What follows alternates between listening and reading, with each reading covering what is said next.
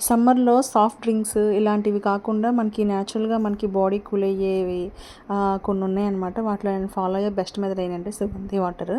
సుగంధి water అందరికీ తెలుసు కదా! కొన్ని కొన్ని ప్లేసెస్‌లో నన్నారి షర్బత్ అని కూడా అమ్ముతారు మనకి డైరెక్ట్‌గా సిరప్ అనేది. సో, ఆ సిరప్ అని బయట కొనుక్కుంటే ఎలా ఉంటుందో నాకైతే తెలీదు. కానీ నేనైతే ఇంట్లో ప్రిపేర్ చేస్తాను. బయట ఏమన్నా కలుస్తాయేమో అని డౌట్, ఎక్కువ షుగర్ కంటెంట్ ఉంటుందేమోనని.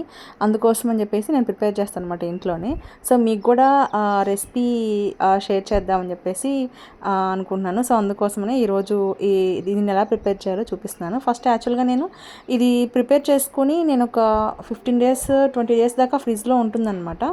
ఇలాగ రీఫిల్ చేసుకొని బాటిల్ కొంచెము వాటర్‌లో డైల్యూట్ చేసుకొని లెమన్ స్క్వీజ్ చేసుకొని ఇంకా షుగర్ ఏమి వేసుకోకుండా తాగుతాను.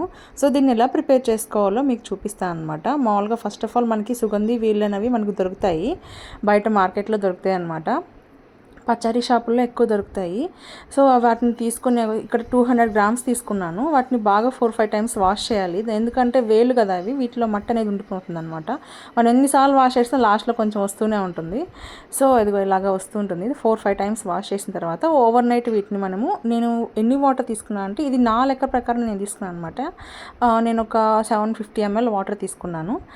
దాంట్లోకి 200 గ్రామ్స్ ఆఫ్ కలకండ తీసుకున్నాను అనమాట. రాత్రంతా నానబెట్టాలి వాటర్ మంచినీళ్ళలో పోసేసి. తర్వాత రోజు ఆ వాటర్ని ఈ కలకండ వేసుకున్న గిన్నెలో ట్రాన్స్ఫర్ చేసుకొని లాస్ట్లో మొత్తం కాదు, లాస్ట్లో కొంచెం మళ్ళీ కొంచెం మట్టి ఉంటుందన్నమాట. సో, లాస్ట్లో కొంచెం వదిలేసేయాలి. సో, ఈ వాటర్ని బాగా బాయిల్ చేయాలన్నమాట.